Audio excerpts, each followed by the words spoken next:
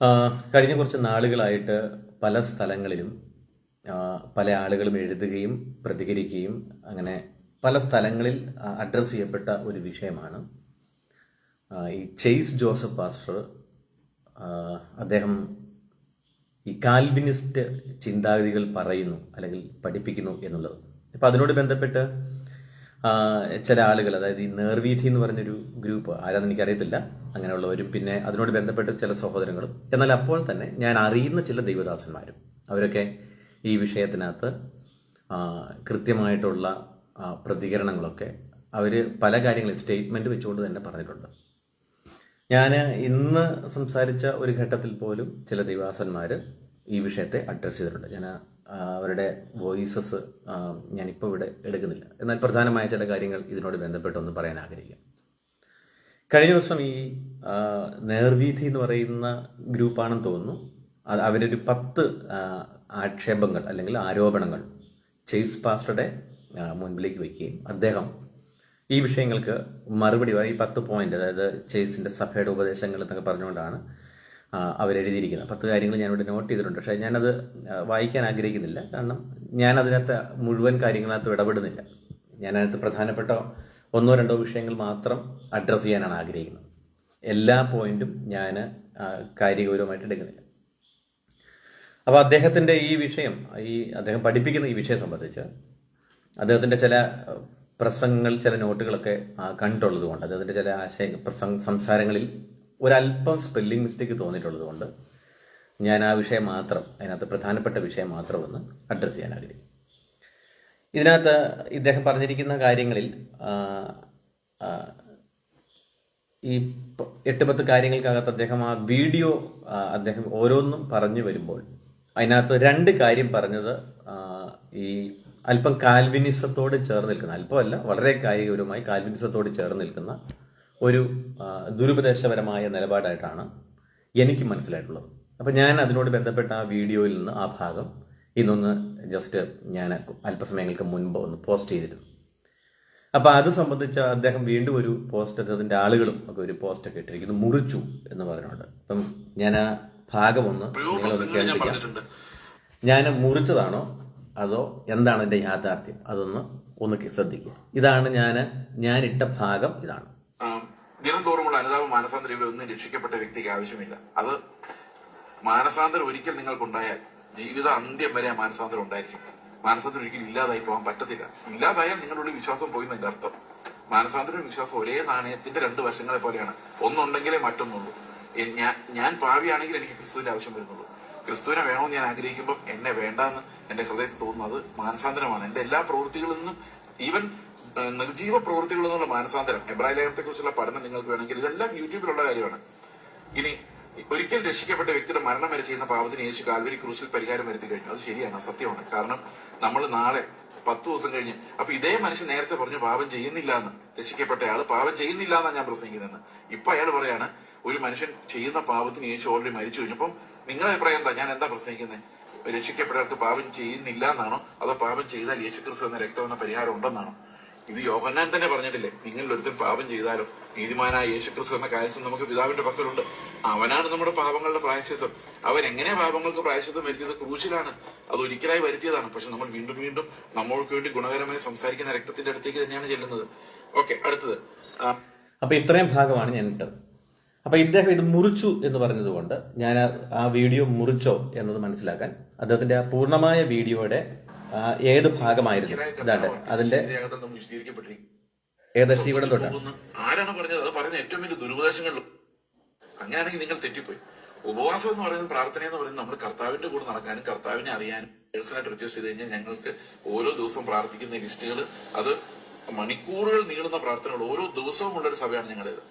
ഇനി ശുദ്ധീകരണ യേശുവിന്റെ രക്തത്താലുള്ള ശുദ്ധീകരണ പ്രാർത്ഥന വേണ്ട. യേശുവിന്റെ രക്തത്താലുള്ള ശുദ്ധീകരണം ഒരിക്കലായ കർത്താവ് അർപ്പിച്ച ശരീരയാഗത്തെ നമ്മൾ വിശദീകരിക്കപ്പെട്ടിരിക്കുന്നു. എന്നാൽ നമ്മൾ വീണ്ടും പാപം ചെയ്യുമ്പോൾ നമ്മൾ കർത്താവിന്റെ അടുത്ത് തന്നെയാണ് ചെന്നാണ് പറയുന്നത്, കർത്താവ് എന്നോട് ക്ഷമിക്കണമേ. അപ്പോൾ അന്ന് ചൊരിഞ്ഞ രക്തം ഇന്നും ഫ്രഷ് ആയിട്ട് നമ്മളോട് സംസാരിക്കുന്നു. കാരണം ആ രക്തം നമുക്ക് എന്നും അവൈലബിൾ ആണ്. ഹാബേലിന്റെ യാഗത്തെക്കാൾ ഗുണകരമായ രക്തം. ഇങ്ങനെ തന്നെ എത്രയോ പ്രസംഗങ്ങൾ ഞാൻ പറഞ്ഞിട്ടുണ്ട്. ദിനം തോറുമുള്ള അനുതാപ മാനസാന്തരം ഒന്നും രക്ഷിക്കപ്പെട്ട വ്യക്തിക്ക് ആവശ്യമില്ല. അത് കണ്ടോ, ഞാൻ അഡ്രസ് ചെയ്തിരിക്കുന്നത് ഇവിടെ മുതലുള്ള കാര്യം മാത്രമാണ്. അപ്പൊ എനിക്ക് ഞാൻ ആ പ്രധാനപ്പെട്ട 2 കാര്യങ്ങൾ അത് മാത്രം അഡ്രസ്സ് ചെയ്തതുകൊണ്ട് ഞാൻ ആ ഭാഗം മാത്രമാണ് കട്ട് ചെയ്തത്. അല്ലാതെ അതിന് മുൻപ് അദ്ദേഹം പറഞ്ഞിരിക്കുന്നത് മറ്റ് പോയിന്റുകളെ കുറിച്ചാണ്. ഇദ്ദേഹം 10 പോയിന്റുകൾക്കാണ് അദ്ദേഹത്തിനെതിരെ വന്നിരിക്കുന്ന ആരോപണങ്ങളിൽ 10 പ്രധാനപ്പെട്ട കാര്യങ്ങൾക്കാണ് അദ്ദേഹം എന്ത് ചെയ്ത് മറുപടി പറഞ്ഞിരിക്കുന്നത്. അപ്പൊ ഞാൻ അതിനകത്തുനിന്ന് എടുത്തിരിക്കുന്നത് കാൽവിനിസത്തോട് ചേർന്ന് നിൽക്കുന്ന ഇദ്ദേഹത്തിന്റെ തത്വങ്ങളിൽ അതിനോട് ബന്ധപ്പെട്ട കാര്യം മാത്രമാണ് ഞാൻ എടുത്തത്. അതിൽ ഒരക്ഷരം പോലും ഞാൻ കട്ട് ചെയ്ത് കളഞ്ഞിട്ടില്ല, വീഡിയോയിൽ എഡിറ്റ് ചെയ്ത് കളഞ്ഞിട്ടില്ല. രണ്ടാമത്തെ കാര്യം, അത് പറഞ്ഞ് അവസാനിപ്പിച്ച അടുത്ത പോയിന്റിലേക്ക് അദ്ദേഹം പ്രവേശിക്കുന്ന ഘട്ടത്തിൽ മാത്രമാണ് അത് വീഡിയോ എൻഡിങ്ങും ചെയ്തിരിക്കുന്നത്. അവിടെ മുറിച്ചു എന്ന് പറഞ്ഞുകൊണ്ട് അദ്ദേഹം വന്നിരിക്കുന്നത് അദ്ദേഹത്തിന്റെ ഗതികേട് എന്ന് വേണേൽ പറയാം, അല്ലെങ്കിൽ എങ്ങനെ ഒരു തെറ്റായ ഒരാശയം അദ്ദേഹത്തിനെതിരെ വരുന്നു, അല്ലെങ്കിൽ ഒരു ചിന്ത അദ്ദേഹത്തിനെതിരെ ഈ നേർവീതി എന്ന് പറയുന്ന ഗ്രൂപ്പ് കൊണ്ടുവരുന്നു എന്നുള്ളത് അദ്ദേഹം സമർത്ഥിക്കാൻ ശ്രമിച്ചപ്പോൾ അതിനകത്ത് അദ്ദേഹത്തിന് പറ്റിയ പാളിച്ചയിൽ 2 കാര്യം മാത്രമാണ് ഞാൻ അഡ്രസ് ചെയ്തത്. ഇതിനോട് ബന്ധപ്പെട്ടുള്ള വിഷയം എന്താണ് അത് ഒന്ന് പറയാൻ ആഗ്രഹിക്കുകയാണ്. ഇദ്ദേഹത്തിന്റെ പഠിപ്പിക്കലുകൾ കഴിഞ്ഞ കുറച്ച് നാളുകളായിട്ട് ഈ കാൽവിനിസവുമായിട്ട് ചേർന്ന് നിൽക്കുന്നുണ്ട്. ഇദ്ദേഹത്തിനെതിരെ ഈ വിഷയത്തിനകത്ത് പറഞ്ഞു വരുമ്പോൾ, എപ്പോഴെങ്കിലും പറയുമ്പോൾ, കൂടുതൽ ആളുകളും ഈ കാൽവിനിസ്റ്റ് ചിന്താഗതിയുള്ള ആളുകൾ വന്ന് ഒത്തിരി ന്യായീകരിക്കുകയും വെളുപ്പിക്കുകയും ചെയ്യുന്നത് കാണാം. ഇത് ഞാൻ റീസെന്റ് ഇട്ടിരിക്കുന്ന ഫേസ്ബുക്ക് പോസ്റ്റിനകത്ത് നിങ്ങൾ പോയി നോക്കണം. ഇന്ന് ഞാൻ ഇട്ടിരിക്കുന്ന ലാസ്റ്റ്, ഞാനിപ്പോൾ ഈ മെസ്സേജ് വരുന്നു, വീഡിയോ ലൈവ് വരുന്നു എന്ന് പറഞ്ഞിട്ട് അതിനകത്തും ഒരു സഹോദരൻ വന്നിട്ട്, ഞാൻ അതിന്റെ പേര് പറയുന്നില്ല, സഹോദരൻ വന്നിട്ട് ഈ കാൽവിനിസ്റ്റ് ചിന്താഗതിയിൽ എത്രത്തോളം ന്യായീകരിക്കാമോ, എത്രത്തോളം വെളുപ്പിക്കാമോ, എത്രത്തോളം അവിടെ കിടന്ന് ഈ ഭദ്രതാവാദവും ഈ കാൽവിനിസ്റ്റ് ചിന്താഗതിയും അടിച്ചേൽപ്പിക്കാമോ, ഇത് അവർ ശ്രമിച്ചുകൊണ്ടിരിക്കുകയാണ്. പെന്തക്കോസ്റ്റിനകത്ത് ഈ പ്രസംഗവും അല്ലെങ്കിൽ ആത്മീയ പ്രഭാഷണങ്ങളും വചന പഠനങ്ങളും പിന്നെ ഈ തരത്തിലുള്ള ക്ലാസ്സുകളും ഒക്കെ ആയിട്ട് മുൻപോട്ട് പോകുന്ന ഒരു വ്യക്തിക്കെതിരെ അദ്ദേഹത്തിന്റെ ആശയങ്ങൾക്കകത്ത് ഒരു തെറ്റിദ്ധരിപ്പിക്കുന്ന വോയിസ് ഉണ്ട് എന്ന് മനസ്സിലാക്കി ഇതിനകത്തുനിന്ന് ആരെങ്കിലും ഒന്ന് സംസാരിക്കുകയോ ഇടപെടുകയോ ചെയ്യുമ്പോൾ, അല്ലെങ്കിൽ അതിനെതിരെ സംസാരിക്കുമ്പോൾ അസഹിഷ്ണുത ഉണ്ടാകാം. അതൊരു എന്താ പറയുക, ഉണ്ടാകരുത്, എന്നാലും ഉണ്ടായിപ്പോകാം, മനുഷ്യനാണല്ലോ. എന്നാൽ ആ അസഹിഷ്ണുതകളിൽ ഈ റീഫോം തിയറി പറയുക, അല്ലെങ്കിൽ അതേപോലെ തന്നെ കാൽവിനിസം കൊണ്ട് നടക്കുന്ന ആളുകൾ അവരെന്തിനാണ് ഇത്രയും ഈ എന്താ പറയുന്നത്, അവരുടെ കൺട്രോൾ പോയി ഇദ്ദേഹത്തെ ന്യായീകരിക്കാൻ നടക്കുന്നത്? അപ്പം കാൽവിനിസവും ഇദ്ദേഹത്തിന്റെ ആശയങ്ങളും തമ്മിൽ ബന്ധമുണ്ട് എന്ന് തെളിയിക്കുന്നതിന് കൂടുതൽ തെളിവുകളൊന്നും വേണ്ട. ഇദ്ദേഹത്തെ ന്യായീകരിക്കാൻ കാൽവിനിസ്റ്റുകൾ കൂലിപ്പണി എടുക്കുന്നു എന്നുള്ളത് മനസ്സിലാക്കിയാൽ മാത്രം മതി. അത് ഞാൻ റീസെന്റ് ഇട്ടിരിക്കുന്ന ഏറ്റവും ലാസ്റ്റ് ഇട്ടിരിക്കുന്ന 2 പോസ്റ്റുകൾ ശ്രദ്ധിച്ചാൽ തന്നെ നിങ്ങൾക്ക് മനസ്സിലാക്കാൻ പറ്റും. ചെയ്സ് ജോസഫ് പാസ്റ്ററെ ന്യായീകരിക്കാൻ കാൽവിനിസ്റ്റുകൾ കടന്ന് ഇത്രയും കഷ്ടപ്പെടുന്നത് എന്തുകൊണ്ടാണ് എന്ന് നിങ്ങളൊന്ന് ചിന്തിച്ചാൽ മതി, അതിനകത്ത് മനസ്സിലാക്കാൻ പറ്റും കാര്യം. അപ്പം ഇവിടെ ഈ കഴിഞ്ഞ 2 പോസ്റ്റിനോട് ബന്ധപ്പെട്ട് ഈ കാൽവിനിസത്തിന്റെ ചില കാര്യങ്ങൾ വന്നപ്പോൾ ഞാൻ അതിനോട് ബന്ധപ്പെട്ട് ഒത്തിരി ക്വസ്റ്റ്യൻസ് അവിടെ വന്നു, പല കാര്യങ്ങളും അവിടെ വന്നു. അപ്പൊ ഈ എന്താണ് കാൽവിനിസത്തിന്റെ ദോഷം എന്നത് മനസ്സിലാക്കണമെങ്കിൽ എന്താണ് കാൽവിനിസം എന്ന് ആദ്യം മനസ്സിലാക്കണം. നമുക്കറിയാം, ജനീവ കേന്ദ്രീകരിച്ച് എനിക്ക് തോന്നുന്നു ഏകദേശം 500കളിൽ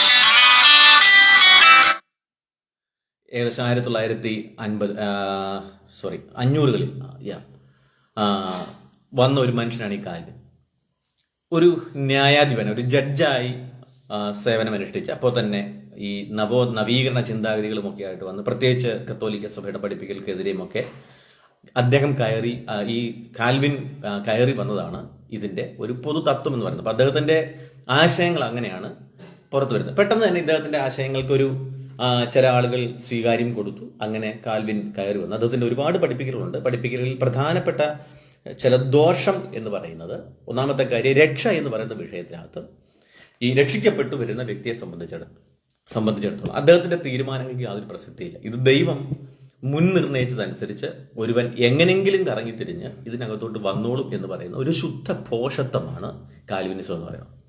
ഇനി ഇതിനെ ന്യായീകരിക്കാൻ വേണ്ടി വേദപുസ്തകത്തിലെ പല വാക്യങ്ങൾ എടുക്കാം, ഒക്കെ സംഭവിക്കാം. പക്ഷെ ഞാൻ ഈ കാൽവിനിസത്തെ സംസാരിക്കുന്നത്, ഇപ്പൊ ഇവർക്ക് ഒന്നാമത്തെ കാര്യം രക്ഷ നഷ്ടപ്പെടാത്തത് കൊണ്ട് എന്തും കാണിക്കാം, എന്തും പറയാം.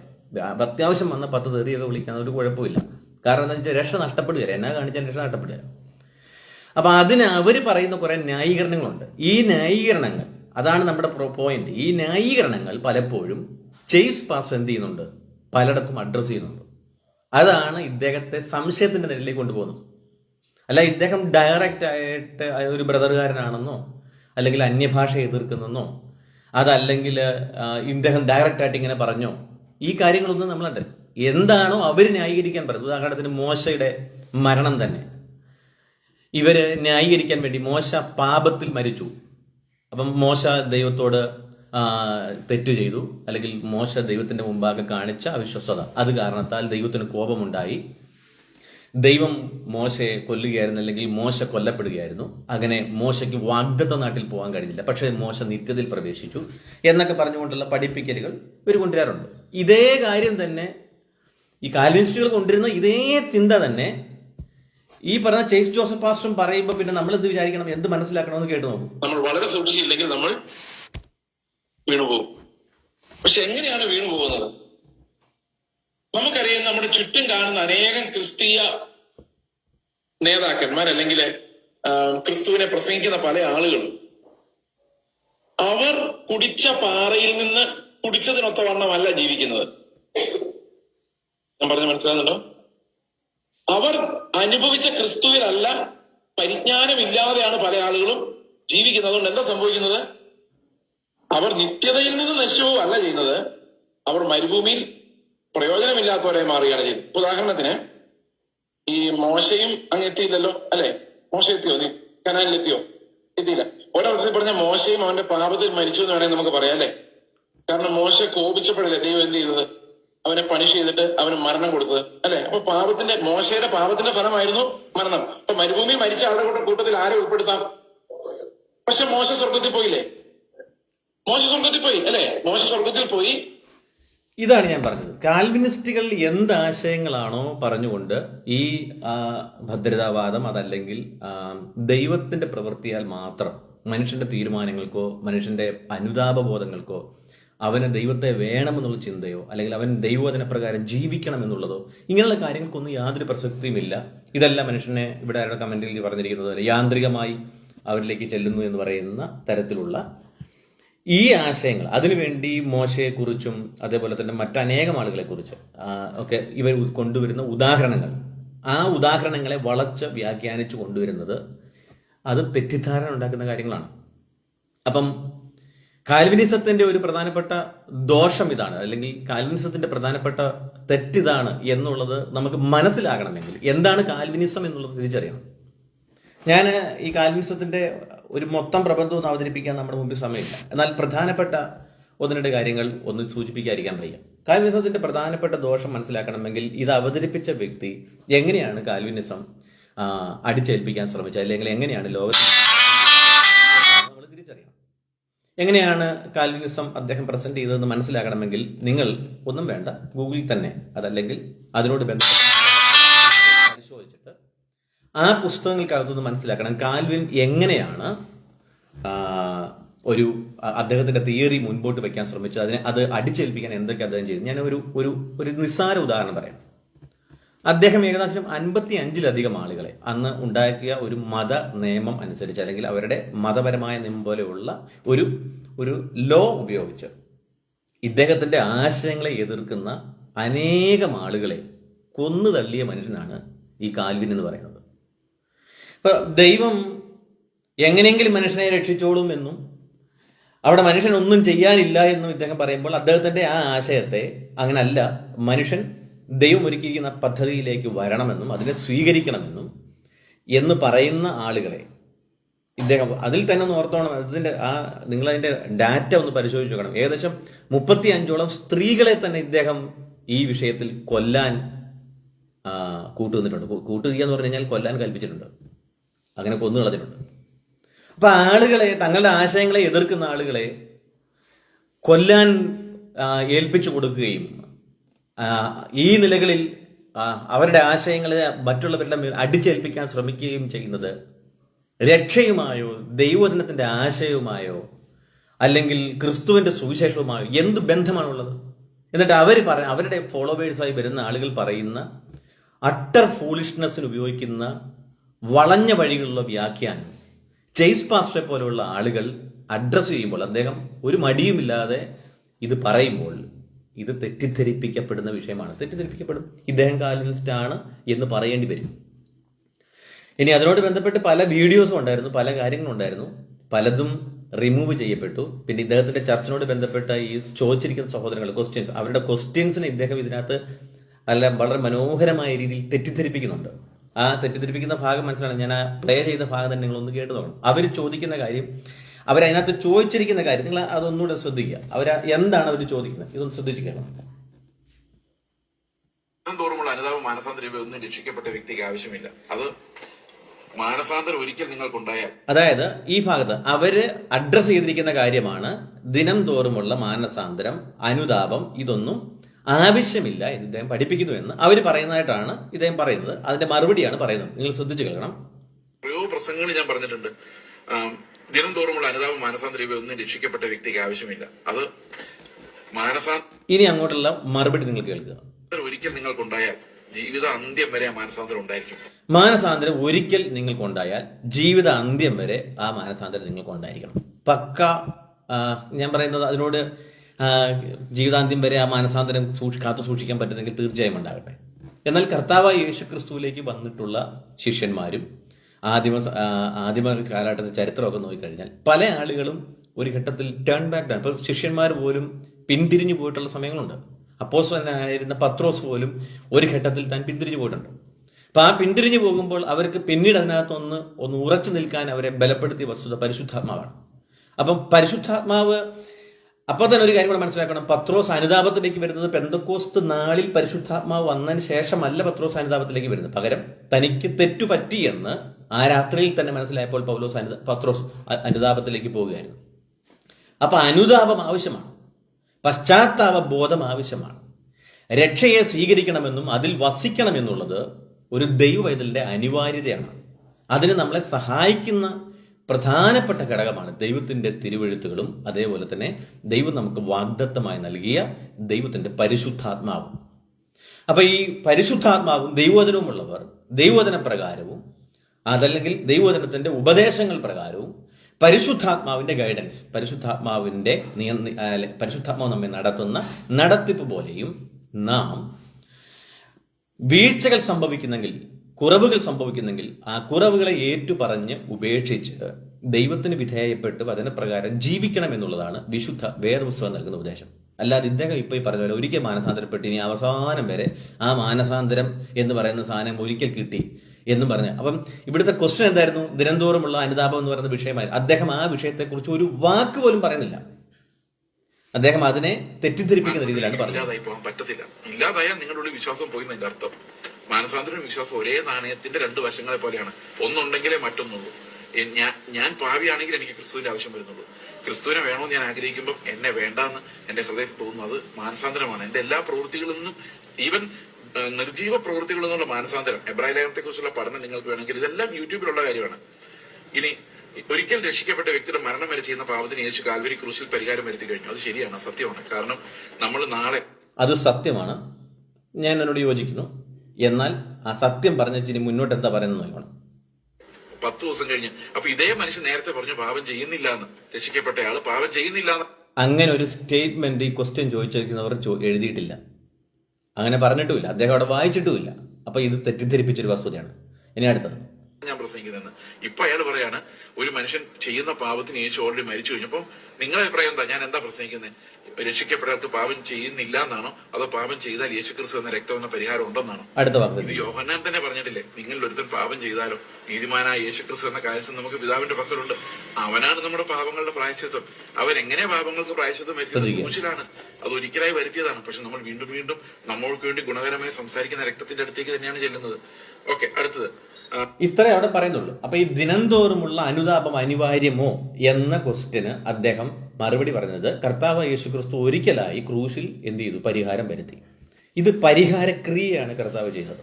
അതായത് കർത്താവായ യേശുക്രിസ്തുവിന്റെ ക്രൂശ് മരണം മുഖാന്തരം പാപങ്ങൾക്കുള്ള പരിഹാരക്രിയയാണ് കർത്താവ് ക്രൂശിൽ പൂർത്തീകരിച്ചത്. അത് ഒറ്റ പ്രാവശ്യം മതിയായിരുന്നു. എന്നാൽ ആ ക്രൂശ് മരണം മുഖാന്തരം രക്ഷ പ്രാപിക്കുന്ന വ്യക്തികൾ അവരുടെ അനുദിന ജീവിതത്തിൽ കുറവുകൾ സംഭവിക്കാം. അങ്ങനെ കുറവില്ലാതെ ജീവിക്കാൻ കഴിയുന്ന ഒരാൾ പോലും ഈ ഭൂമിയിലില്ല. സാക്പുന്നൻ തിയറിയും കൊണ്ടൊന്നും ജീവിക്കാൻ പറ്റത്തില്ല. ഇപ്പം അങ്ങനെ ഒരു വിഷകരമായ ഉപദേശവും കൂടി നമ്മുടെ പെന്തക്കോസ്തിനകത്ത് പല ആളുകളും കൊണ്ടു കിടക്കുന്നുണ്ട്. ഞാൻ അതിനോടുള്ള ഇദ്ദേഹത്തിന്റെ കണക്ഷൻ ഞാനിപ്പം റിവീൽ ചെയ്യുന്നില്ല, നമ്മുടെ വിഷയം മാറിപ്പോകാതിരിക്കാൻ വേണ്ടി. അപ്പോൾ ഈ രക്ഷിക്കപ്പെട്ട നാൾ മുതൽ, ഇപ്പം നിങ്ങൾ ആരാണെങ്കിൽ തന്നെ രക്ഷിക്കപ്പെട്ട ദിവസം മുതൽ ഇന്ന് വരെയും ഒരു പാപവും ചെയ്തിട്ടില്ല, ഒരു തെറ്റും ചെയ്തിട്ടില്ല. ഇനിയിപ്പം തെറ്റ് ചെയ്താൽ തന്നെ അതിനകത്ത് എനിക്ക് പ്രത്യേകിച്ച് ഇതിൻ്റെ അല്ലെങ്കിൽ ഒരു എന്താ പറയുന്ന ഒരു കുറവ് പരിഹരിക്കപ്പെടേണ്ട ആവശ്യമൊന്നും ഇല്ല. കാരണം ക്രിസ്തു ക്രൂശിൽ മരിച്ചല്ലോ എന്നും പറഞ്ഞ് നടന്നാൽ മതി എന്ന് പറയുന്നത് ശുദ്ധ ഭോഷ്കാണ്.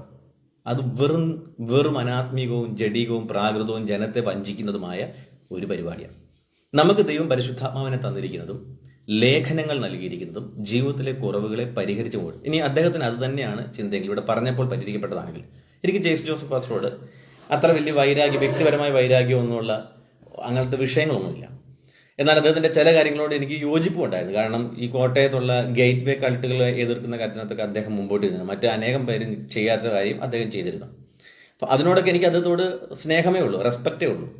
എന്നാൽ ഈ കാര്യത്തിനകത്ത് ഈ ദിനം തോറും നമുക്ക് കുറവ് സംഭവിക്കുന്ന പക്ഷം കർത്താവായ യേശുക്രിസ്തുവിന്റെ മുൻപിൽ നാം വരികയും പരിശുദ്ധാത്മാവിന് വിധേയപ്പെട്ട് ക്രിസ്തുവിന്റെ ഉപദേശങ്ങൾക്ക് വിധേയപ്പെട്ട് ആ ഉപദേശങ്ങൾ അനുസരിച്ച് നമ്മൾ നമ്മുടെ കുറവുകളെ ഏറ്റുപറഞ്ഞ് ഉപേക്ഷിക്കുക, അല്ലെങ്കിൽ നിരപ്പ് അനുദിനം അല്ലെങ്കിൽ അനുതാപത്തോടും പശ്ചാത്താപത്തോടും കൂടെ ജീവിക്കുക, അങ്ങനെ വിധേയപ്പെട്ട് ജീവിക്കുക എന്ന് പറയുന്ന ഒരു വസ്തുത വളരെ അനിവാര്യമാണ്. ക്രിസ്തു ക്രൂശിൽ മരിച്ചു എന്ന് പറഞ്ഞ് എന്തും കാണിച്ച് എങ്ങനെ നടക്കാമെന്ന് വിചാരിക്കുന്നത് കാൽവിനിസം പോലെയുള്ള ഒരു ഫൂളിഷ്നെസ്സിന്റെ ഭാഗം മാത്രമാണ്. അത് ദൈവമക്കൾ എന്ത് ചെയ്യരുത്, ഫോളോ ചെയ്യരുത്. ഇത് തെറ്റിദ്ധരിപ്പിക്കുന്ന രീതിയിൽ പൂർത്തീകരിച്ച് ചൊവ്വേ നേരെ ഒന്നും പറയാതെ തെറ്റിദ്ധരിപ്പിക്കുന്ന രീതിയിൽ ഇങ്ങനെ ഭാഗമായി പറയും. ഇപ്പൊ ഈ മോശയെക്കുറിച്ച് പറഞ്ഞിരിക്കുന്ന പോലെയുള്ള എക്സാമ്പിൾസ് ഒക്കെ പറഞ്ഞ് ഈ നിലകളിൽ വ്യാഖ്യാനിക്കുമ്പോൾ അത് കാൽവിനിസം എന്ന് ആളുകൾ മനസ്സിലാക്കുമ്പോൾ അതിനോട് അസഹിഷ്ണുതപ്പെട്ടിട്ടൊന്നും യാതൊരു കാര്യമില്ല. ഇനി അതല്ല, അദ്ദേഹം നാളുകളിൽ വന്ന് ഞാൻ കാൽവിനിസത്തെ ഫോളോ ചെയ്യുന്നില്ല. ഒരു വ്യക്തിക്ക് തെറ്റ് സംഭവിക്കാം. രക്ഷിക്കപ്പെട്ട ഒരു വ്യക്തിയുടെ ജീവിതത്തിനകത്ത് കുറവുകൾ സംഭവിക്കാൻ ലോകപ്രകാരം സാധ്യതയുണ്ട്. എന്നാൽ അവിടെ പരിശുദ്ധാത്മാവിനാൽ അതിനെ ഓവർകം ജീവിക്കുക, അല്ലെങ്കിൽ തെറ്റുകൾ സംഭവിച്ചാൽ അതിനെ ഏറ്റുപറഞ്ഞ് ഉപേക്ഷിച്ച് ക്രിസ്തുവിന്റെ രക്ഷയിൽ നിലനിൽക്കുക, ക്രിസ്തുവിലുള്ള രക്ഷയിൽ നിലനിൽക്കുക എന്നുള്ളതാണ് ഉപദേശം എന്ന് അദ്ദേഹം സ്റ്റേറ്റ്മെന്റ് വ്യക്തമാക്കുകയാണെങ്കിൽ നമുക്ക് പ്രശ്നമൊന്നുമില്ല, അല്ലെങ്കിൽ നമുക്ക് എതിർക്കേണ്ട കാര്യമില്ല.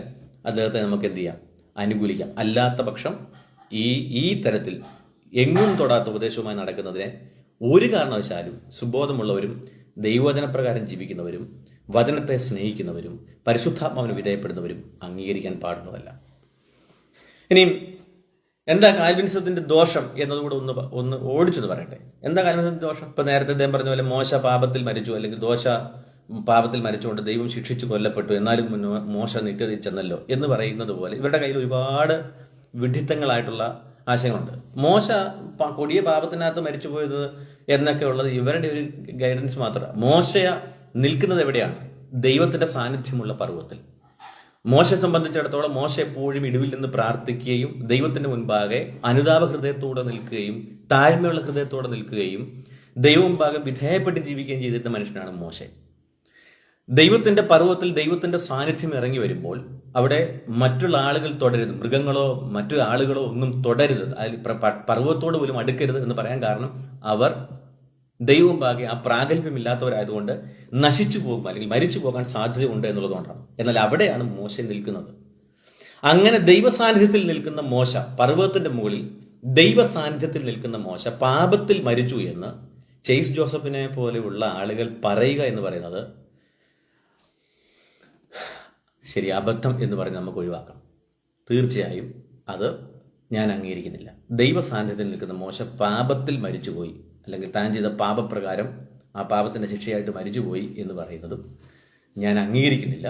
അത് ദൈവവചനത്തെ സ്നേഹിക്കുന്നവർക്ക് അംഗീകരിക്കാൻ കഴിയില്ല. കാൽവിനിസം എന്ന് പറയുന്ന വിഷയം ദുരുപദേശമാണ്, വഞ്ചനയാണ് എന്നുള്ളത് ഡയറക്റ്റ് വെളിപ്പെടുത്തുന്ന അനേകം വചനങ്ങൾ വേദപുസ്തകത്തിലുണ്ട്. എബ്രായ ലേഖനം 6-ാം അധ്യായം 4 മുതൽ 8 വരെയുള്ള വാക്യങ്ങൾ വായിക്കുമ്പോൾ ഒരിക്കൽ പ്രകാശനം ലഭിച്ചിട്ട് സ്വർഗീയ ദാനം ആസ്വദിക്കുകയും പരിശുദ്ധാത്മാവിനെ പ്രാപിക്കുകയും ദൈവത്തിന്റെ നല്ല വചനവും വരുവാനുള്ള ലോകത്തിന്റെ ശക്തിയും ആസ്വദിക്കുകയും ചെയ്തവർ പിന്മാറിപ്പോയാൽ, ഇങ്ങനെയാണ് പറയുന്നത്, പിന്മാറിപ്പോയാൽ തങ്ങൾക്ക് തന്നെ ദൈവപുത്രനെ ക്രൂശിക്കുന്നവരും അവന് ലോകാപവാദം വരുത്തുന്നവരും ആകുകൊണ്ട് അവരെ പിന്നെയും മാനസാന്തരത്തിലേക്ക് പുതുക്കുവാൻ കഴിവുള്ളതല്ല. ഈ വിഷയം ഞാൻ ഇന്ന് ഇട്ടിരുന്ന പോസ്റ്റിന്റെ ചോട്ടിൽ പോലും വിനോദ് ജോഷുവ എന്ന് പറയുന്ന ഒരു പാസ്റ്റർ ഈ കാൽവിനിസത്തിന്റെ തിയറി ഫോളോ ചെയ്യുന്ന ഒരാൾ വന്ന് അവിടെ കിടന്ന് പരിഹാസമൊക്കെ നടത്തുന്നത് കണ്ടപ്പോൾ അദ്ദേഹത്തോട് ചോദിച്ചു, ഈ വിഷയം സംബന്ധിച്ച് തന്നെ ക്വസ്റ്റ്യൻ ചോദിച്ചപ്പോഴും ഇവർ മറുപടി പറയുന്നില്ല. ഞാൻ പലതവണ അദ്ദേഹത്തോട് ചോദിച്ചു, ആരാണ്, അതായത് ഈ റിഫോം തിയോറി അല്ലെങ്കിൽ കാൽവിനിസം കൊണ്ടുവന്ന് അത് കോപ്പി പേസ്റ്റ് ചെയ്ത് അതിനകത്ത് തൃപ്തി അടയുന്ന സഹോദരനോട് ഞാൻ ചോദിച്ചു, സഹോദരൻ ആരാണ് യേശു ക്രിസ്തു കർത്താവിനെ ക്രൂശിക്കുന്നവർ എന്ന് ഈ എബ്രായ ലേഖനത്തിൽ പറഞ്ഞിരിക്കുന്നത്? വേദപുസ്തകം വ്യക്തമായി പറഞ്ഞു, ഒരിക്കൽ പ്രകാശനം ലഭിച്ചവരെ കുറിച്ചും സ്വർഗീയ ദാനം ആസ്വദിച്ചവരെ കുറിച്ചും പരിശുദ്ധാത്മാവിനെ പ്രാപിച്ചവരെ കുറിച്ചും ദൈവത്തിന്റെ നല്ല വചനവും വരുവാനുള്ള ലോകത്തിന്റെ ശക്തിയും ആസ്വദിക്കുകയും ചെയ്തവർ. എവിടോ സൂചകം കേട്ടുപോയവരല്ല, എപ്പോഴോ ട്രാക്ട് വായിച്ചവരുടെ കാര്യമല്ല, എവിടോ ഒരു കൺവെൻഷന് പങ്കെടുത്തവരുടെ കാര്യമല്ല, ചർച്ചിന്റെ പുറകിൽ വന്ന് ഇരുന്നേച്ച് പോയവരുടെ കാര്യമൊന്നുമല്ല, സ്വോത്രകാഴ്ച ഇട്ടേച്ച് പോയവരുടെ കാര്യമല്ല ഈ പറയുന്നത്. അവിടെ പറയുന്നത് ഒരിക്കൽ പ്രകാശനം ലഭിച്ചിട്ട് സ്വർഗീയ ദാനം ആസ്വദിക്കുകയും, അടുത്തത് രണ്ടാമത്തെ കാര്യം പരിശുദ്ധാത്മാവിനെ പ്രാപിക്കുകയും, മൂന്നാമത്തെ കാര്യം ദൈവത്തിന്റെ നല്ല വചനം ആസ്വദിച്ചവർ, വരുവാനുള്ള ലോകത്തിന്റെ ശക്തി ആസ്വദിച്ചവർ. അപ്പൊ ഇതെല്ലാം ആത്മാവിൽ ഗ്രഹിച്ചവരെ കുറിച്ചാണ് പറയുന്നത്. അങ്ങനെയുള്ളവർ പിന്മാറിപ്പോയാൽ അവർക്ക് രക്ഷ നഷ്ടമാകുമെന്നും തന്നെയല്ല, അവര് ക്രിസ്തുവിനെ വീണ്ടും ക്രൂശിക്കുന്നവരും ആ കർത്താവിന് ലോകാപവാദം വരുത്തുന്നവരും ആണ് എന്നുള്ളതാണ് ഇവിടെ വ്യക്തമാക്കിയിരിക്കുന്നത്. ഇതിനെ ഈ റീഫോംഡ് തിയറി വെച്ച് എത്ര കുഴച്ച് മറിച്ച് ഇത് ചൊവ്വേ നേരെ എഴുതത്തില്ല. ഇത് എഴുതുമ്പോൾ നിങ്ങൾ ശ്രദ്ധിച്ചോണം, ഇവരുടെ എഴുത്തെന്ന് പറഞ്ഞു കഴിഞ്ഞാൽ ഒരു 10-20 പേജുള്ള ഖണ്ണിക എഴുതി വെക്കും. എന്നുവെച്ചാൽ ഇത് എന്നതാ എഴുതി വെക്കുന്നതെന്ന് അവർക്ക് അതായത് വായിക്കുമ്പോൾ വായിക്കുന്നതല്ല, ഒരു 4 വരി കഴിയുമ്പോൾ, അത് കഴിഞ്ഞിട്ട് 4 വരി കഴിയുമ്പോഴത്തേക്കും പിന്നെ മലക്കം മറിയും, പിന്നെ തിരിഞ്ഞു മറിയും, പിന്നെ അങ്ങോട്ട് മറിയും. ക്രൂശീകരണം എന്താണ്, ആ സ്വർഗീയദാനത്തിനകത്ത് ശക്തി കയറിയില്ലേ, ശക്തിക്കകത്ത് പ്രകാശനം വന്നില്ലേ, പ്രകാശത്തിനകത്ത് കുരിശ് തല കുത്തി നിന്നില്ലേ, ഇതൊക്കെ അമ്മ എഴുതി പിടിപ്പിക്കും. എന്ന് പറഞ്ഞാൽ ആളുകളെ എങ്ങനെയെല്ലാം കളിപ്പിക്കാമോ ആ രീതിയിലെല്ലാം കളിപ്പിച്ചാണ് ഇവരെപ്പോഴും ഈ കൾട്ട്, ഈ ദുരുപദേശം അവർ പ്രസന്റ് ചെയ്യുന്നത്. എബ്രായ ലേഖനം 6-ാം അധ്യായത്തിന്റെ 4 മുതൽ 8 വരെയുള്ള വാക്യം നിങ്ങൾ ശാന്തമായി പ്രാർത്ഥനയോടെ വായിച്ചാൽ വളരെ കൃത്യമായി അവിടെ ഒരു വ്യാഖ്യാനത്തിന് ആവശ്യം പോലും വരുന്നില്ല. ഒരിക്കൽ പ്രകാശനം ലഭിച്ചിട്ട് സ്വർഗീയ ദാനം ആസ്വദിക്കുകയും, ആ സ്വർഗീയ ദാനം രക്ഷ ആസ്വദിക്കുകയും, അതോടൊപ്പം പരിശുദ്ധാത്മാവിനെ പ്രാപിക്കുകയും, അടുത്തത് ദൈവത്തിന്റെ നല്ല വചനം ആസ്വദിക്കുകയും, വരുവാനുള്ള ലോകത്തിന്റെ ശക്തി ആസ്വദിക്കുകയും മനസ്സിലാക്കുകയും ചെയ്തവർ പിന്മാറിപ്പോയാൽ എന്നാണ് അവിടെ എഴുതിയിരിക്കുന്നത്. ഇവരിനി എന്തെല്ലാം കുഴച്ചെന്ന് പറഞ്ഞാലും ഇത് അവർ രക്ഷിക്കപ്പെട്ടതല്ലായിരുന്നു, അവർ മനസ്സിലാക്കിയില്ലായിരുന്നു, അവർ അപ്പുറത്ത് അങ്ങോട്ട് വന്ന് നിന്നതേ ഉള്ളൂ, വിചാരം കേട്ടതേ ഉള്ളൂ, അവർ ശരിയായി മാനസാന്തരപ്പെട്ടവരല്ലായിരുന്നു. ഈ തരത്തിലെല്ലാം ഇങ്ങനെ കലക്കി മറിച്ചുകൊണ്ട് ഇങ്ങനെ വളച്ചൊടിച്ചാൽ ഒന്നും ഈ ഭദ്രത നിലനിൽക്കത്തില്ല. ഇനി ഇതിനോട് ബന്ധപ്പെട്ട് കൊരിന്ത്യർ ലേഖനം വായിക്കുമ്പോഴും പത്രോസിന്റെ ലേഖനങ്ങൾ വായിക്കുമ്പോഴും എല്ലാം നിരവധി കാര്യങ്ങൾ ഈ ഭദ്രത എന്ന് പറയുന്ന കാര്യം നിലനിൽക്കുന്നില്ല, അല്ലെങ്കിൽ ഭദ്രത നിലനിൽക്കണമെങ്കിൽ ദൈവം നൽകിയിരിക്കുന്ന ആ രക്ഷയുടെ ആ മഹത്വത്തിൽ ഒരു വ്യക്തി ജീവിക്കണം. അത് വചനപ്രകാരവും പരിശുദ്ധാത്മാവിലും ക്രിസ്തുവിന്റെ ഉപദേശങ്ങൾ, അപ്പോസ്തല ഉപദേശങ്ങൾ ജീവിക്കണം എന്നുള്ളത് വേദപുസ്തകം വ്യക്തമായി പറയുന്നുണ്ട്. 2 പത്രോസിന്റെ ലേഖനം 2-ാം അധ്യായം 20 മുതൽ 22 വരെയുള്ള വാക്യങ്ങൾ, കർത്താവും രക്ഷിതാവുമായ യേശു ക്രിസ്തുവിന്റെ പരിജ്ഞാനത്താൽ ലോകത്തിന്റെ മാലിന്യം വിട്ടോടിയവർ അതിൽ വീണ്ടും കുടുങ്ങി തോറ്റുപോയാൽ അവരുടെ ഒടുവിലത്തെ സ്ഥിതി ആദ്യത്തതിനേക്കാൾ അധികം വഷളായിപ്പോയി. തങ്ങൾക്ക് ഏൽപ്പിച്ചു കിട്ടിയ വിശുദ്ധ കൽപ്പനയെ നീതിയുടെ വഴി അറിഞ്ഞ ശേഷം വിട്ടുകളയുന്നതിനേക്കാൾ അതവർ അറിയാതിരിക്കുന്നത് നന്നായിരുന്നു. എന്നിട്ട് അവർ പറയാൻ, സ്വന്തം ഛർദ്ദിക്ക് തിരിഞ്ഞ നായെന്നും ചെളിയിൽ ഉള്ളുവാൻ തിരിഞ്ഞ പന്നി എന്നും പോലെയുള്ള സത്യമായ പഴഞ്ചൊല്ല് പോലെ അവർക്ക് ഭവിച്ചു. അപ്പം കള്ളപ്രവാചകന്മാരും ദുരുപദേശകന്മാരും ദ്രവ്യാഗ്രഹികളും, പിന്നെ അതൊരു വലിയ ലിസ്റ്റ് പറയുന്നുണ്ട്, ഈ ആളുകളെ കുറിച്ച് വലിയൊരു ലിസ്റ്റ് എന്നോട് പറയുന്നുണ്ട്. അങ്ങനെയുള്ളവർ ക്രിസ്തുവിന്റെ പരിജ്ഞാനത്തിൽ ലോകത്തിന്റെ മാലിന്യം വിട്ടോടിയവരാണ്. എന്നിട്ട് ലോകത്തിന്റെ മാലിന്യം വിട്ടോടി ക്രിസ്തുവിന്റെ പരിജ്ഞാനത്തിൽ ജീവിച്ച ആ വ്യക്തികൾ വീണ്ടും അവിടെയും പറയുന്നത്, അവർ കുടുങ്ങി വീണ്ടും തോറ്റുപോയാൽ അവരുടെ ആദ്യത്തെ സ്ഥിതി, ഇപ്പോഴത്തെ വരാനിരിക്കുന്ന സ്ഥിതി ആദ്യത്തതിനേക്കാൾ വഷളായ അവസ്ഥയാണ് എന്നാണ് വ്യക്തമാകുന്നത്. ഇങ്ങനെ നിരവധി വാക്യങ്ങൾ വേദോത്സവത്തോട് അല്ലെങ്കിൽ വേദോത്സവത്തിൽ നമുക്ക് ഈ പറയുന്ന കാൽവിനിസത്തിന്റെ വിവേകശൂന്യതകളെ പൊളിക്കുന്നതായിട്ട് ബൈബിളിലുണ്ട്. എബ്രായ ലേഖനം 10:35 മുതൽ 39 വരെയുള്ള വാക്യങ്ങളിലും അതൊന്ന് ശ്രദ്ധിക്കുക. അതുകൊണ്ട് മഹാപ്രതിഫലമുള്ള നിങ്ങളുടെ ധൈര്യം തള്ളിക്കളയരുത്. ദൈവേഷ്ടം ചെയ്ത് വാഗ്ദത്തം പ്രാപിപ്പാൻ സഹിഷ്ണുത നിങ്ങൾക്ക് ആവശ്യം. ഇനി എത്രയും അല്പകാലം കഴിഞ്ഞിട്ട് വരുവാനുള്ള വരും താമസിക്കുകയുമില്ല. എന്നാൽ എന്റെ നീതിമാൻ വിശ്വാസത്താൽ ജീവിക്കും. അടുത്ത വാക്ക്, പിന്മാറുന്നു എങ്കിൽ എന്റെ ഉള്ളത്തിന് അവനിൽ പ്രസാദമില്ല. ആ വേർഡ് നോക്കണം, എന്റെ നീതിമാൻ വിശ്വാസത്താൽ ജീവിക്കും. പിന്മാറുന്നു എങ്കിൽ എനിക്ക് അവനിൽ പ്രസാദമില്ല. ഇതുവരെ രക്ഷയിലേക്ക് വന്നിട്ടില്ലാത്ത ഒരാളെ കുറിച്ചല്ലത് പറയുന്നത്. എന്റെ നീതിമാൻ വിശ്വാസത്താൽ ജീവിക്കും. പിന്മാറുന്നു എങ്കിൽ അവനിൽ പ്രസാദമില്ല. പക്ഷെ കാൽവിനിസം പറയുമ്പോൾ, ഭദ്രതാവാദികൾ പറയുമ്പോൾ അവർ ആദ്യം പറയുന്ന കാര്യം അവർ ശരിക്കും രക്ഷിക്കപ്പെട്ടവരല്ല. പക്ഷെ ഇവിടെ പറയുന്നത് എന്താ, എന്റെ നീതിമാൻ വിശ്വാസത്താൽ ജീവിക്കും, പിന്മാറുന്നുവെങ്കിൽ അവനിൽ. ഇതിനെ പിന്നെയും ഉരുട്ടി വ്യാഖ്യാനം വളച്ചൊടിച്ചത് കൊണ്ട് യാതൊരു പ്രയോജനവും ഇല്ല. പിന്നെ പറയാ, നാമോ നാശത്തിലേക്ക് പിന്മാറുന്നവരുടെ കൂട്ടത്തിലല്ല, വിശ്വസിച്ച് ജീവരക്ഷ പ്രാപിക്കുന്നവരുടെ കൂട്ടത്തിൽ അത്രയാകുന്നു. ഇപ്പൊ വളരെ ക്ലിയർ ആയിട്ട് ഈ ഭാഗങ്ങളെ അവിടെ എന്ത് ചെയ്യുന്നുണ്ട് പറഞ്ഞത്. ഇനി കൊരിന്ത്യ ലേഖനത്തിൽ 10-ാം അധ്യായത്തിന്റെ 1 കൊരിന്ത്യർ 10:1 മുതൽ 6 വരെയുള്ള വാക്യങ്ങളിൽ ഇസ്രായേലിന്റെ ചരിത്രത്തോട് ബന്ധപ്പെട്ട് അത് നമുക്കൊരു ദൃഷ്ടാന്തം എന്ന നിലയിലാണ് നൽകിയിരിക്കുന്നത്. ആർക്ക് ദൃഷ്ടാന്തം നൽകിയിരിക്കുന്നതാണ്? കൊരിന്ത്യ സഭയോടാണ് പറയുന്നത്. അപ്പൊ ഇത് സഭയിലെ വിശ്വാസികൾക്ക് ഒരു ദൃഷ്ടാന്തം പറഞ്ഞു കൊടുക്കുക. എന്താ പറഞ്ഞിരിക്കുന്നത്? സഹോദരന്മാരെ, നമ്മുടെ പിതാക്കന്മാരെല്ലാവരും മേഘത്തിന് കീഴിലായിരുന്നു. എല്ലാവരും സമുദ്രത്തിലൂടെ കടന്നു. എല്ലാവരും മേഘത്തിലും സമുദ്രത്തിലും സ്നാനമേറ്റു. മോശയോട് ചേർന്നു. എല്ലാവരും ഒരേ ആത്മീകാഹാരം തിന്നു. ഒരേ ആത്മീക പാനീയം കുടിച്ചു. അവരെ അനുഗമിച്ച ആത്മീക പാറയിൽ നിന്നല്ലോ അവർ കുടിച്ചത്. ആ പാറ ക്രിസ്തു ആയിരുന്നു. അപ്പൊ ഇത്രയും ക്ലിയർ കറക്റ്റാണ്.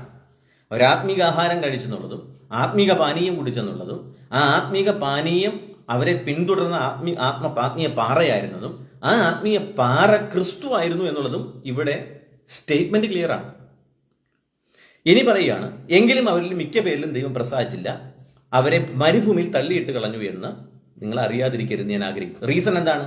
ഈ ആത്മീക ആഹാരം കഴിക്കുകയും ആത്മീയ പാനീയം കുടിക്കുകയും ഈ ആത്മീയ നിലകളിൽ അവർക്ക് അഡ്രസ് ചെയ്തിരിക്കുന്ന, നിഴലായി വന്നിരിക്കുന്ന സ്നാനം സ്വീകരിക്കുകയും വെള്ളത്തിലൂടെയും മേഘത്തിന് കീഴിലൂടെയും കടന്നുപോയവർ, മോശയോട് കൂടെ സഞ്ചരിച്ചവർ, മരുഭൂമിയിൽ അവർ പിറുപിറുത്തും ദൈവത്തിന് വിരോധമായി സംസാരിച്ചും അവരെന്ത് ചെയ്തു?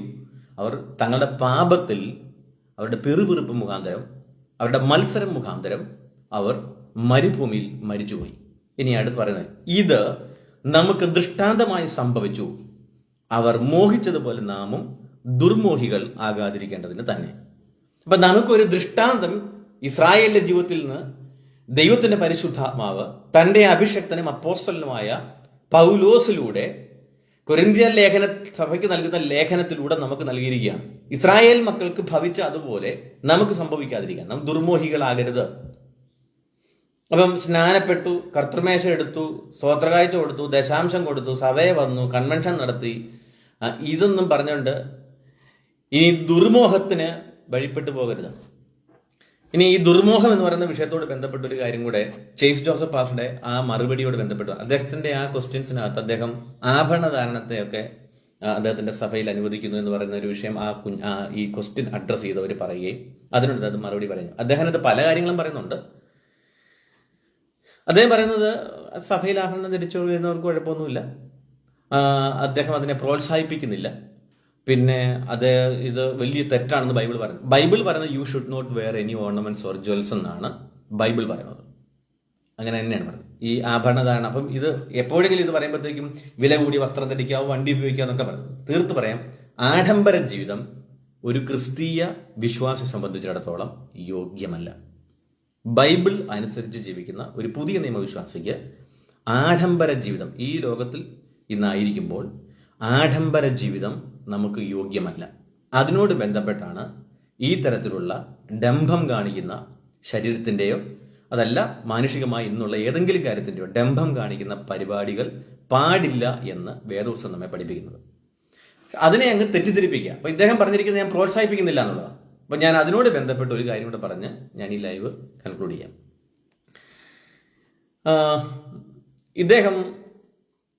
ഇദ്ദേഹത്തിന്റെ കുറച്ച് നാളുകൾക്ക് മുൻപ് ഒരു പ്രസംഗം വൈറലായിരുന്നു. അദ്ദേഹം നടത്തിയ ഒരു കല്യാണം സംബന്ധിച്ച് ഒരു സ്റ്റേറ്റ്മെന്റ്. ആ കല്യാണത്തിനകത്ത് ഇപ്പോൾ അദ്ദേഹത്തെ പലരും സപ്പോർട്ട് ചെയ്യുന്നത് അത്തരം ചില പ്രസംഗങ്ങളുടെ അടിസ്ഥാനത്തിലാണ്. അതിനകത്ത് പറഞ്ഞിരിക്കുന്നത്, ഉയർന്ന ജാതിയിലുള്ള ആരോ താഴ്ന്ന ജാതിയിലുള്ള ആരുടെയോ കല്യാണം നടത്തി കൊടുത്തില്ല എന്നുള്ളത്. ഞാൻ ആദ്യമേ അതിനോട് ബന്ധത്തിൽ ഒരു കാര്യം ഒന്ന് പറയട്ടെ. ദൈവസഭയിൽ രക്ഷിക്കപ്പെട്ട് സഭയുടെ അംഗമായ ആളുകളെ ദളിതരെന്നോ ക്രിസ്ത്യാനികളെന്നോ, ഇനി അതല്ല ഏതെങ്കിലും ഗ്രൂപ്പുകളുടെ ഏതെങ്കിലും ജാതികളുടെ പേരിൽ അഡ്രസ്സ് ചെയ്യുന്നവൻ, ഏത് വിഭാഗത്തിൽപ്പെട്ടവനാണെങ്കിലും അവനെ നിങ്ങൾ ആദ്യമേ ഒഴിവാക്കി നിർത്തണം. കാരണം അവൻ ദൈവസഭയ്ക്കകത്ത് ദൈവമക്കളുടെ സ്വാതന്ത്ര്യത്തെ കെടുത്തിക്കളയുന്ന, ക്രിസ്തുവിലുള്ള അവരുടെ അനുഭവത്തെ നശിപ്പിക്കുന്ന ഒരു കുറുക്കനാണ്. അതിപ്പോ ഒരു സുറിയാനി വന്ന് പറയാം, നമ്മൾ സുറിയാനികൾ എന്ന് പറഞ്ഞാലും തെറ്റാണ്. ഒരു ദളിത് വിഭാഗത്തിൽ നിന്ന് വന്നിട്ടുള്ള ആരെങ്കിലും ഒരാൾ പറയുകയാണ് നമ്മൾ ദളിതരായ വിശ്വാസികൾ എന്ന് പറഞ്ഞു വന്നാലും തെറ്റാണ്. കാരണം എന്താണെന്ന് ചോദിച്ചു കഴിഞ്ഞാൽ ഇവിടെ സുറിയാനി എന്താ, ദളിതൻ എന്താന്നുള്ളത് ദൈവസഭയ്ക്കകത്ത് വിഷയമല്ല. യഹൂദനും യവനനും എന്നില്ല. അങ്ങനെയാണെങ്കിൽ ഇവിടെ സുറിയാനിയും ദളിതനും എന്നില്ല. അതുകൊണ്ട് സുറിയാനിക്ക് നേതാവിനെ ഉണ്ടാക്കാൻ നടക്കുന്നവരും ദളിതന് നേതാവിനെ ഉണ്ടാക്കാൻ നടക്കുന്നവരും പുറം ലോകത്ത് എന്തേലും ചെയ്തോട്ടെ, പക്ഷേ ദൈവസഭയ്ക്കകത്ത് അങ്ങനെ നടക്കുന്ന, അങ്ങനെ വോട്ട് പിടിക്കുന്ന ഒരു കള്ളനെയും നിങ്ങൾ ചെവി കൊടുക്കരുത്. അങ്ങനെ ഒരുത്തനെ മാനിക്കരുത്. ഈ വർഗീയത കുത്തിത്തിരുക്കി പ്രസംഗിക്കുന്ന ഒരു വ്യാജനയും നിങ്ങൾ അംഗീകരിക്കരുത്. നമ്മൾ സുറിയാനികൾ നമ്മുടെ അധികാരം വിട്ടുകളയരുത്. ഇനി മറ്റൊരിടത്ത് നമ്മൾ ദളിതന്മാർ നമുക്ക് അവിടെ പിടിക്കണം, ഇവിടെ പിടിക്കണം, നേതാവ് നമ്മളാണ്. ഈ ചിന്താഗതി ദൈവസഭയ്ക്കകത്ത് ഉണ്ടാകാൻ പാടുള്ളതല്ല. ഇത് പൈശാചികമാണ്. ഇതേത് വിഭാഗത്തിൽ നിന്നുകൊണ്ട് അത് അഡ്രസ്സ് ചെയ്യുന്നവനും പിശാചിൽ നിന്നുള്ളവനാണ്. അവനിൽ ദൈവാത്മാവില്ല, അവൻ രക്ഷിക്കപ്പെട്ടവനല്ല, അവൻ സഭയുടെ അംഗമല്ല. ദൈവസഭയുടെ അംഗമാണെങ്കിൽ അവൻ എപ്പോഴും പറയാൻ ആഗ്രഹിക്കുന്നത്, പ്രിയമുള്ളവരെ, നമ്മൾ ഇനിമേലാൽ ഒരു ജാതിയുടെയും അംഗമല്ല. നാം ജീവിക്കുന്നത് ദൈവസഭയുടെ മഹത്വത്തിലാണ്. ക്രിസ്തുവിന്റെ ശരീരവും അവന്റെ മണവാട്ടിയും അവന്റെ ശുശ്രൂഷകന്മാരും അവന്റെ ആയുധവർഗം ആത്മാവിൽ പോരാടുവാൻ ധരിച്ചിരിക്കുന്നവരുമായ സഭയാണ് നാം എന്നാണ് പഠിപ്പിക്കേണ്ടത്. അതുകൊണ്ട് അപ്പൊ ഈ ജാതീയത അഡ്രസ് ചെയ്തുകൊണ്ട് ഇദ്ദേഹം നടത്തിയ ഒരു പ്രസംഗം. എന്നാൽ എന്തായിരുന്നു യാഥാർത്ഥ്യം? അത് ആദ്യം തിരിച്ചറിയണം. അതിനോട് ബന്ധപ്പെട്ട് ഞാനൊരു ഉദാഹരണം പറയാം. ഇത് കുറച്ച് വർഷങ്ങൾക്ക് മുൻപ് അല്ലെങ്കിൽ കുറെ മാസങ്ങൾക്ക് മുൻപ് എനിക്ക് വന്നതും വ്യക്തിപരമായ വിഷയമായതുകൊണ്ട് അഡ്രസ്സ് ചെയ്യുന്നില്ല എന്ന് തീരുമാനിച്ചതുമാണ്. എന്നാൽ അതിനകത്ത് ചില കാര്യങ്ങൾ ഇപ്പോൾ ഈ പഠിപ്പിക്കലിനോട് ബന്ധപ്പെട്ട്, ഇന്ന് ന്യായീകരിച്ചതിനോട് ബന്ധപ്പെട്ടൊന്ന് അഡ്രസ്സ് ചെയ്യും.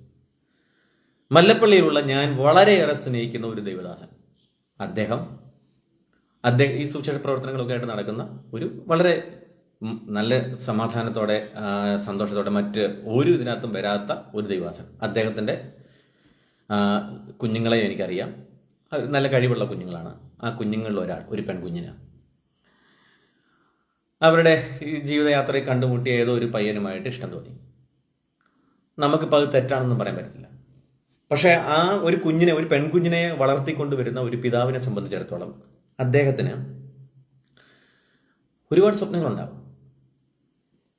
ഈ പ്രായം വരുമ്പോൾ ആ പ്രായത്തിന്റെ ഇതിനകത്ത് ഒരു അഫെയർ തോന്നുക, സ്നേഹം തോന്നുക എന്ന് പറയുന്നത് തെറ്റാണെന്ന് നമുക്ക് പറയാൻ പറ്റത്തില്ല. അല്ലെങ്കിൽ അവരെ പറഞ്ഞാൽ ചിലപ്പോൾ അവർക്ക് മനസ്സിലായിക്കോണമെന്നില്ല. പക്ഷേ മാതാപിതാക്കൾ, ഒരു പെൺകുഞ്ഞിനെയൊക്കെ വളർത്തിക്കൊണ്ട് വരുന്ന മാതാപിതാക്കളുടെ ഉള്ളിൽ അത്രമേൽ തീ ഉണ്ടാവും. അപ്പൊ അതിനകത്ത് അവർ ആകുലപ്പെടുകയോ അല്ലെങ്കിൽ അതിനകത്ത് അവർ പ്രാർത്ഥിക്കുകയോ മറ്റുള്ളവരുടെ ഈ വിഷയം പറയുകയോ ഒക്കെ ചെയ്യുമ്പം അതിനെ നമ്മൾ അഡ്രസ്സ് ചെയ്യേണ്ടത് അവരുടെ ആശ്വാസത്തിലൂടെ വേണം നമ്മൾ സംസാരിക്കാൻ. അല്ലാതെ അവരെ വഞ്ചിക്കുന്ന പണി കാണിക്കരുത്. ഈ മല്ലപ്പള്ളി എന്നുള്ള ദൈവദാസൻ എന്നെ വിളിക്കുകയും വളരെ വിതുമ്പി കരഞ്ഞുകൊണ്ട് അദ്ദേഹവും അദ്ദേഹത്തിന്റെ കുടുംബിനിയും അവർ കരയുന്നത്, എന്നോട് കരഞ്ഞത് എനിക്ക് എൻ്റെ അടുത്ത് വോയിസ് റെക്കോർഡ് ഇപ്പോഴും ഇരിപ്പുണ്ട്. ഞാൻ ഇന്നും അവരോട് സംസാരിച്ചതാണ്. അപ്പൊ അവരുടെ ഒരു വീക്ക്നെസ്സിനെ ഇദ്ദേഹം, അല്ലെങ്കിൽ അവരുടെ ഒരു പ്രശ്നത്തെ ഇദ്ദേഹം വളരെ അയോഗ്യമായിട്ടാണ് കൈകാര്യം ചെയ്തത്. കാരണം അവർക്ക് ഇങ്ങനെ ഒരു പ്രശ്നം വന്നപ്പോൾ അവർ ആദ്യം ചെയ്തത്, ഈ ദൈവദാസൻ ആ വിഷയത്തിനകത്ത് ആ പയ്യൻ മുഖേന ഒരു ബന്ധമുള്ള ആളായതുകൊണ്ട് ഇദ്ദേഹത്തെ വിളിച്ചിട്ട് പറഞ്ഞു, പാസ്റ്റർ, എൻ്റെ മോൾ ആ കുഞ്ഞിനെ പാസ്റ്റർ ഒന്ന് പറഞ്ഞ് മനസ്സിലാക്കണം. As A counselling, as A pastor, നിങ്ങളത് ആ കുഞ്ഞുങ്ങളെ ഇത് പറഞ്ഞ് മനസ്സിലാക്കണം എന്ന് പറഞ്ഞ് അദ്ദേഹത്തെ വിശ്വസിച്ച് തന്റെ കുഞ്ഞിനെ അദ്ദേഹം പറഞ്ഞു വിട്ടു, അല്ലെങ്കിൽ അദ്ദേഹത്തിന്റെ മുൻപിലാക്കി. ഇത് പറഞ്ഞു മനസ്സിലാക്കി ഒരു ദൈവദാസന്റെ അല്ലെങ്കിൽ ഒരു പിതാവിന്റെ വേദന എന്താണ്, അദ്ദേഹത്തിന്റെ ആ കുഞ്ഞിനെ കുറിച്ചുള്ള ഭാരം എന്താണെന്നുള്ളത് പറഞ്ഞ് മനസ്സിലാക്കി അതിനെ പ്രാർത്ഥിച്ച ആ കാര്യത്തിനകത്ത് ഒരു തീരുമാനത്തിലേക്ക് കൊണ്ടുവന്നു. അതിനെ യോഗ്യമായ നിലയിൽ പരിഹരിക്കേണ്ടതിന് പകരം ഇദ്ദേഹം ചെയ്തത് ആ മാതാവിനെയും പിതാവിനെയും നോക്കുകുത്തികളാക്കി, കാഴ്ച വസ്തുക്കളാക്കി ആ വിവാഹം അദ്ദേഹം നടത്തി എന്നുള്ളതാണ് ഇതിനകത്തെ മലിനത. അവരിൽ നിന്ന് ജീവിക്കുന്നുണ്ടായിരിക്കാം, മറ്റവർ അംഗീകരിച്ചിട്ടുണ്ടായിരിക്കാം, അവർക്ക് വലിയ കുഴപ്പങ്ങളൊന്നും ഇല്ലായിരിക്കാം, ഒക്കെ ശരിയായിരിക്കും. പക്ഷേ ഈ നിലയിൽ കടന്നു ഒരു മാതാവിനും പിതാവിനും അവരുടെ കുഞ്ഞുങ്ങളെക്കുറിച്ച് ഉണ്ടാകുന്ന സ്വപ്നങ്ങളിൽ അവർക്കുണ്ടാകുന്ന ആകുലതകൾ എന്ന് പറയുന്നത് അത് പെൺകുഞ്ഞുങ്ങളെ വളർത്തിക്കൊണ്ടുവരുന്ന മാതാപിതാക്കൾക്ക് മനസ്സിലാവും. ഈ വലിയ ആദർശവും തത്വവും പറയുന്ന മിടുക്കന്മാരിൽ എന്നിട്ട് ആ വിഷയത്തെ ന്യായീകരിക്കാൻ വേണ്ടി ജാതി കലർത്തിയ ഒരു ക്രിക്കറ്റ്നെസ്സും ഒരു വക്രതയും കൊണ്ടുവന്ന് ഒരു പ്രസംഗം നടത്തി നാട്ടുകാരുടെ കയ്യിൽ നിന്ന് കയ്യടി മേടിക്കുക എന്ന് പറയുന്നത് നേരും നെറിയുമുള്ള ഒരു നല്ല പാസ്റ്റർക്ക് ചേർന്ന പണിയല്ല. അപ്പം ഇതിനോട് ബന്ധപ്പെട്ട ഞാൻ നേരത്തെ പറഞ്ഞല്ലോ, ലോകപരമായ ഒരു വിഷയം ഇതിനകത്ത് അഡ്രസ് ചെയ്യേണ്ടതുണ്ടെന്ന് ഞാൻ പറഞ്ഞില്ല, അതും കൂടെ പറയാം. അപ്പൊ ഇദ്ദേഹം പറഞ്ഞത് ആഭരണം എന്ന് പറയുന്ന കാര്യം ഞാൻ എന്ത് ചെയ്യുന്നില്ല, പ്രൊമോട്ട് ചെയ്യുന്നില്ല. ഈ പെൺകുഞ്ഞ് അദ്ദേഹത്തിന്റെ ആ കുഞ്ഞിന്റെ മാതാപിതാക്കളുടെ ഒപ്പം ജീവിക്കുമ്പം ആ കുഞ്ഞ് വളരെ യോഗ്യമായിട്ട് ജീവിച്ചുകൊണ്ടിരുന്ന ഒരു കുഞ്ഞാണ്. ഇന്നും യോഗ്യതക്കേടൊന്നും ഞാൻ പറഞ്ഞില്ല. അന്ന് ആ കുഞ്ഞ് ആ മാതാപിതാക്കൾ പറഞ്ഞു കൊടുത്ത വേർപാടിന്റെ ഉപദേശങ്ങൾ അനുസരിച്ച് ആ കുഞ്ഞ് ആഭരണമൊന്നും ധരിച്ചിരുന്നില്ല. പക്ഷേ ആ വിവാഹം മുതൽ, ഇദ്ദേഹം നടത്തി കൊടുത്ത വിവാഹം മുതൽ ആ കുഞ്ഞ് അങ്ങനെ ഒരു തലത്തിലേക്ക് പോയി. വലിയൊരു പാപം ചെയ്തെന്നൊന്നും ഞാൻ പറയുന്നില്ല, എത്ര വലിയ ഒത്തിരി വാരിക്കൂട്ടി ഇട്ടെന്നൊന്നും ഞാൻ പറയുന്നില്ല.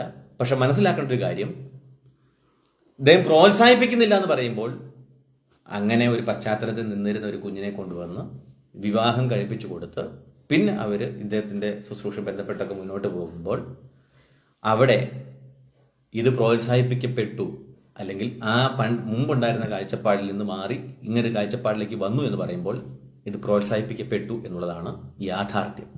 അതുകൊണ്ട് ഞാൻ പ്രോത്സാഹിപ്പിക്കുന്നില്ല എന്ന് പറഞ്ഞു കഴിഞ്ഞാൽ വാ കൊണ്ട് പറയാം. ഇതിനകത്ത് ഇന്ന് പറഞ്ഞിരിക്കുന്ന 10 മറുപടികളിലും ഇദ്ദേഹത്തിന്റെ മറുപടികളെല്ലാം വെറുതെ ആളുകളുടെ മുൻപിൽ ഒരു ന്യായീകരണം നടത്തിയതായിട്ട് മാത്രമേ എനിക്ക് തോന്നിയിട്ടുള്ളൂ. അതല്ല, അദ്ദേഹത്തിന് ഈ പറയുന്ന കാൽവിനിസം പോലെയുള്ള കൊടിയ ദുരുപദേശങ്ങളുമായി യാതൊരു ബന്ധവുമില്ലെന്ന്. ഈ ഒരിക്കലായി ക്രിസ്തു ക്രൂശിൽ മരിച്ചു എന്നതുകൊണ്ട് അങ്ങനെ തന്നെ ആയിക്കോട്ടെ, പിന്നെ എന്നാ വന്നാലും ഞാൻ ഈ രക്ഷയ്ക്കകത്ത് കാണും എന്നല്ല. പകരം ക്രിസ്തു എനിക്ക് വേണ്ടി ക്രൂശിൽ മരിച്ചതുകൊണ്ട് എനിക്ക് ലഭിച്ചിരിക്കുന്ന ഒരു പവിത്രമായ വഴിയാണ്, അതിനകത്തൂടെ ഞാൻ ജീവിക്കേണ്ടത് ഉപദേശപ്രകാരമാണ്. അവിടെ എനിക്ക് കുറവുകൾ വന്നാൽ അനുതാപം ആവശ്യമുണ്ട്, പശ്ചാത്താപം ആവശ്യമുണ്ട്, ദൈവവചന പ്രകാരം നിരപ്പ് പ്രാപിക്കേണ്ടത് ആവശ്യമുണ്ട്, പരിശുദ്ധാത്മാവിനാൽ മടങ്ങി വരേണ്ടത് ആവശ്യമുണ്ട് എന്ന നിലയിൽ തന്നെ ദൈവത്തിന്റെ വചനം പഠിപ്പിക്കുന്നവനായിരിക്കണം ഒരു നല്ല ദൈവദാസൻ. അല്ലാതെ മോശ ആ പർവ്വതത്തിൽ നിന്നപ്പോൾ പാപത്തിൽ മരിച്ചുപോയി എന്നിട്ട് അവൻ നിത്യതയിൽ പോയില്ലയോ എന്ന് ചോദിക്കുന്നത് കാൽവിനിസത്തിന്റെ വക്രത മാത്രമാണ്. ഞാൻ ആ ഭാഗങ്ങളെല്ലാം ഇവിടെ പ്ലേ ചെയ്ത് കേൾപ്പിച്ചത്. ഇത്രയും പറഞ്ഞുകൊണ്ട് ഞാൻ ഇത് കൺക്ലൂഡ് ചെയ്യാം. അതുകൊണ്ട് വീണ്ടെടുക്കപ്പെട്ട ദൈവമക്കൾ നമ്മൾ മനസ്സിലാക്കേണ്ട കാര്യം, രക്ഷിക്കപ്പെട്ട നാൾ മുതൽ ഇന്ന് വരെ നമ്മൾ ആരും പൂർണ്ണമായി വിശുദ്ധരായി ഒരു പാപവും ചെയ്യാതെ ജീവിച്ചവരല്ല. നമ്മുടെ ജീവിതത്തിൽ, അനുദിന ജീവിതത്തിൽ നമുക്ക് പലതരത്തിൽ കോപമായിട്ടും ക്രോധമായിട്ടും പലതരത്തിലും നമ്മുടെ ജീവിതത്തിനകത്ത് അത് സംഭവിച്ചിട്ടുണ്ടാകും. അക്ഷമയായിട്ടും ഒക്കെ നമ്മുടെ ജീവിതത്തിൽ പലപ്പോഴും പല പാപങ്ങളും സംഭവിച്ചിട്ടുണ്ടാകും. അവിടെ വചനപ്രകാരവും പരിശുദ്ധാത്മാവിനാലും കുഞ്ഞാന്റെ രക്തത്താലും ശുദ്ധീകരണം പ്രാപിക്കുക എന്നുള്ളത് നമ്മുടെ അനിവാര്യതയാണ്. ഓരോരുത്തരും ഓരോ ദിവസവും ക്രിസ്തുവിനോട് ആ ഒരു ആത്മ മനോഭാവത്തോടുകൂടെ പരിശുദ്ധാത്മാവിന് വിധേയപ്പെട്ട് അനുതാപ ഹൃദയത്തോടെ കൂടുതൽ ക്രിസ്തുവിൽ വളരുക എന്ന നിലയിൽ വേണം ദൈവമക്കളായി ജീവിക്കാൻ. അല്ലാതെ ജോൺ കാൽവിനെ പോലെ അനേകം പേരെ തങ്ങളുടെ ആശയത്തെ എതിർത്തു എന്ന കാരണത്താൽ കൊല്ലാൻ വിധിച്ച ഒരു ക്രൂര ന്യായാധിപനെ പോലെ ഉള്ള ഒരാൾ മുന്നോട്ട് വെച്ച ഭ്രാന്തൻ ആശയം പിൻപറ്റുന്നവരായിരിക്കരുത് ദൈവമക്കൾ. ചേസ് പാസ്റ്റർ, ഞാൻ പറഞ്ഞല്ലോ, ചില കാര്യങ്ങളിൽ അദ്ദേഹത്തെ ഞാൻ ബഹുമാനിക്കുന്നു. എന്നാൽ ചില കാര്യങ്ങളിൽ, ഈ ഉപദേശപരമായ കാര്യങ്ങളിനകത്ത് പലപ്പോഴും കൂട്ടുപിടിച്ചിട്ടുള്ള റൂട്ട് എനിക്ക് യോഗ്യമായി തോന്നാറില്ല. അത്രയൊന്ന് അഡ്രസ്സ് ചെയ്തുവെന്നേ ഉള്ളൂ. അതുകൊണ്ട് ഞാൻ ഒന്നുകൂടി റിമൈൻഡ് ചെയ്യാൻ ആഗ്രഹിക്കുന്ന കാര്യം, കാൽവിനിസം പോലെയുള്ളൊരു വക്രതയിൽ ദൈവമക്കൾ കുടുങ്ങിപ്പോകരുത്. അതിന് നമ്മുടെ ഇത്തരം പാസ്റ്റർമാരുടെ വാക്കുകൾ നിങ്ങളെ തെറ്റിദ്ധരിപ്പിക്കാൻ ഇടയാകരുത്. ദൈവം എല്ലാവരും ധാരാളമായി അനുഗ്രഹിക്കട്ടെ. ഞാൻ ഗേറ്റ് വേ കൾട്ടുകളുടെ ദുരുപദേശങ്ങളുമായി അടുത്ത ദിവസം വീണ്ടും വരാൻ ആഗ്രഹിക്കുന്നു. കർത്താവ് എല്ലാവരും ധാരാളം അനുഗ്രഹിക്കട്ടെ. Thank you.